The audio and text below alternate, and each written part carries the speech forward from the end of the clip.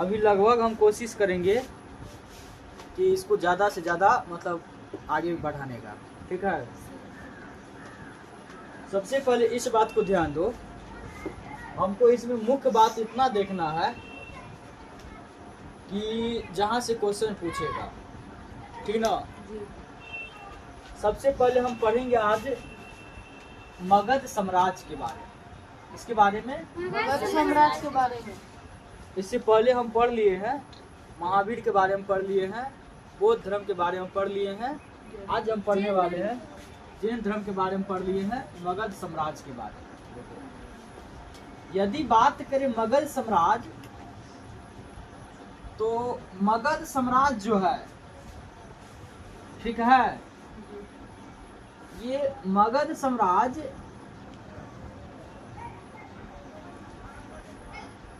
यह 600 BC ईस्वी पूर्व से लेकर के 400 BC इतना ईस्वी पूर्व तक का जो समय था, वह समय रहा मगध साम्राज्य का।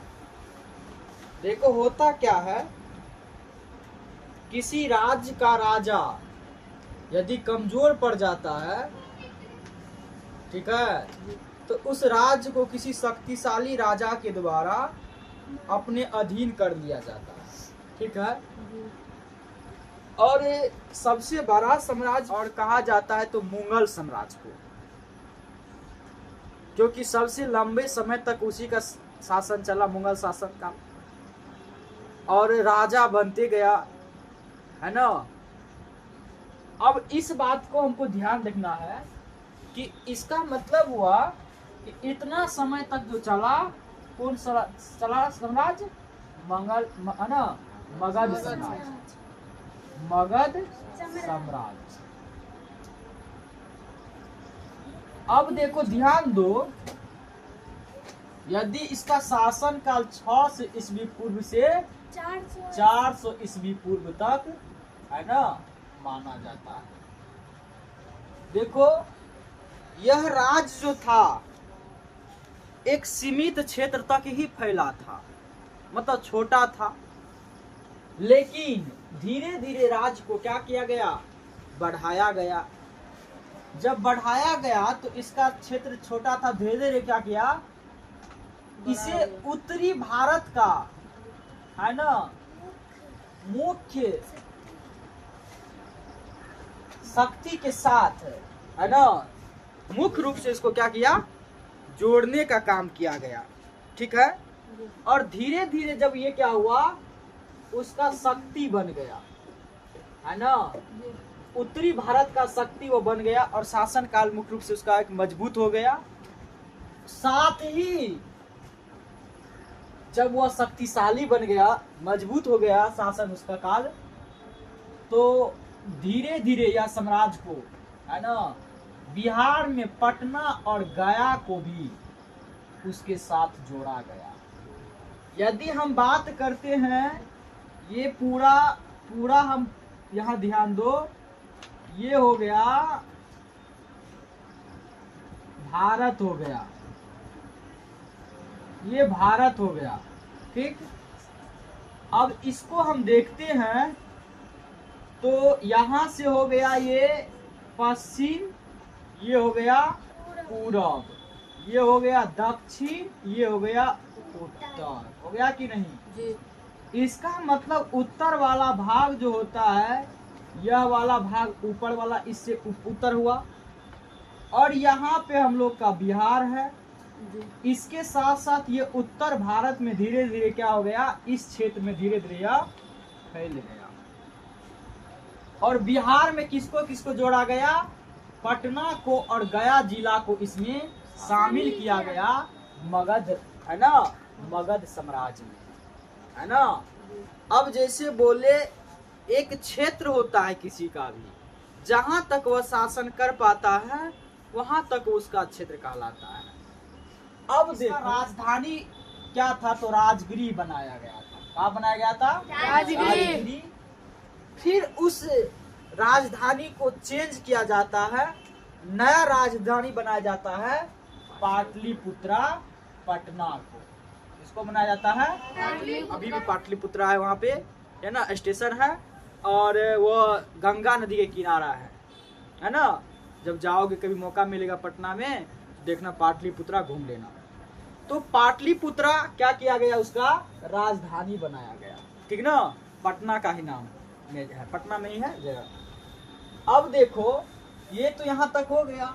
जब ये राजधानी बना दिया गया इसको, तब क्या होता है, फिर हम मोटा मोटी बात से बताते जाते हैं। तब उसके बाद हम साम्राज्य आया। अब देखो इसका शासक आएगा, साम्राज्य बनेगा तो शासक आएगा। इसका प्रमुख शासक जो था हर्यक वंश था, शिशुनाग वंश था और नंद वंश था। पूछा जाएगा मगध साम्राज्य का शासक कौन कौन था, तो मगध साम्राज्य का शासक हर्यक वंश, शिशुनाग वंश और नंद वंश। देखो इसमें तुमको पूछा जाएगा मुख्य रूप से कि हर्यक वंश का स्थापना किसने किया, या संस्थापक वही होता है ना। इसका स्थापना जो है बिंबिसार किया और अजात शत्रु ने मिलकर किया, ठीक है। और इस वंश का यदि देखें तो अंतिम शासक जो बना वह अंतिम शासक नागदशक बना। क्या बना, नागदशक। अब देखो मतलब ये हुआ कि इसमें यदि पूछा जाएगा हर्यक वंश का संस्थापक तो बिंबिसार, इतना याद रखना।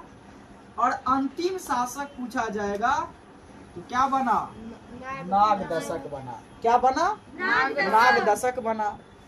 अब देखो इन्होंने क्या किया, पड़ोसी राज्य को भी, ये हर्यक वंश ये भी पड़ोसी राज्य को जोड़ने का धीरे धीरे क्या किया, काम किया, ठीक है। जब हर्यक वंश समाप्त हो जाता है तब आता है शिशुनाग वंश। ईस्वी और तुम लोग को नहीं पूछेगा, इसलिए ईस्वी और को याद रखने की जरूरत नहीं है, ठीक है। अब देखो सबसे पहले ये जो है यदि कहा जाएगा तुम लोग को, तो यहाँ पर जो है इसका संस्थापक मतलब स्थापना जो किया शिशुनाग किया।